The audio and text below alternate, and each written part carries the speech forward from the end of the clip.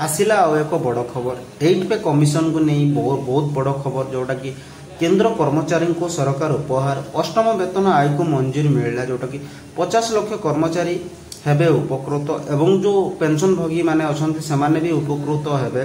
तो संपूर्ण वीडियो आज आम ये वीडियो माध्यम रे जानि नबा। वीडियो रे आपण माने कंटिन्यू रुहंतु एवं चैनल रे जदि नुआ करी विजिट करूतबे चैनल को लाइक कर देबे एवं सब्सक्राइब कर देबे एवं पाखरे थिबा बेल आइकन को दबाइ देबे। तो चलंतु संपूर्ण तथ्य आज आम ये वीडियो माध्यम रे जानि नबा।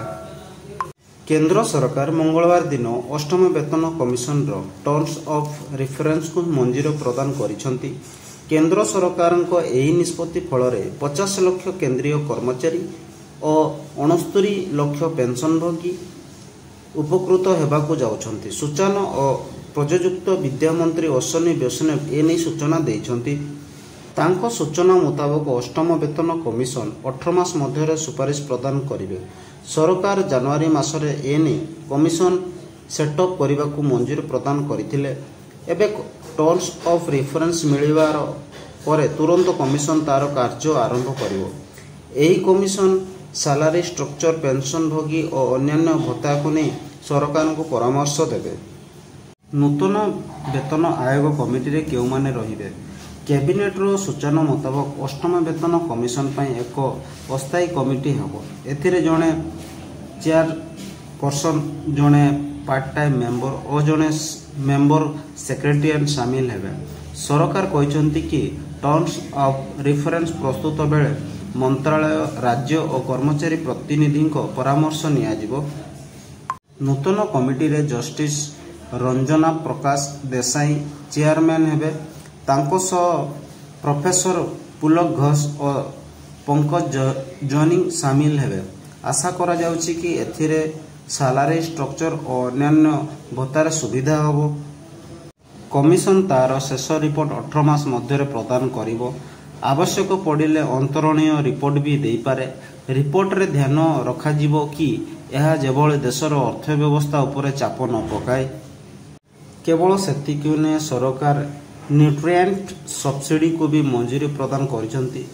रबी ऋतु फसल पाई 37,952 कोटी टंका सब्सिडी मिलिबो। एथिरे कृषकों को रोजगार वृद्धि हेबो। भारत रे प्रति 10 वर्ष रे कमिशन लागू हेबार परामर्श रहिछि। समस्त वेतन कमिशन 2014 फेब्रुआरी मासरे आरंभ होइतिला। जनवरी 16 रु यह लागू होइतिला। कर्मचारी को दरमा बजार रे दर वृद्धि फल जेभली प्रभावित न हुए ताकू नजर रे रखी सरकार प्रति 6 मास डियरेंस अलाउंस बा जोटा कहे डीए लागू करिथांती। ए सब ऊपर नजर रखिबो कमिशन। देशर आर्थिक स्थिति संतुलन रखिबो। विकास और जनमंगल कार्य पई पर्याप्त reforms non contribution pension scheme चाप राज्य मानकर आर्थिक स्थिति जोटा कि सेंट्रल पीओएस और बेसरकारी सेक्टर कर्मचारी दरमा तुलना। यही कमिशन केवल कर्मचारी दरमा वृद्धि नुहे बरं आर्थिक समानतना और कर्मचारी मंगल को ध्यान रखा रिपोर्ट प्रस्तुत करिवो। तो फ्रेंड्स वीडियोटी आपण मानकु केमिति लागिला कमेंट सेक्शन रे आपण माने निहाती जणाइबे एवं वीडियोटी भल लगी अधिक अधिक शेयर करदेवे एवं सर्वप्रथम एभली भाव नोटिफिकेशन पाइबा चैनल को सब्सक्राइब करदेवे।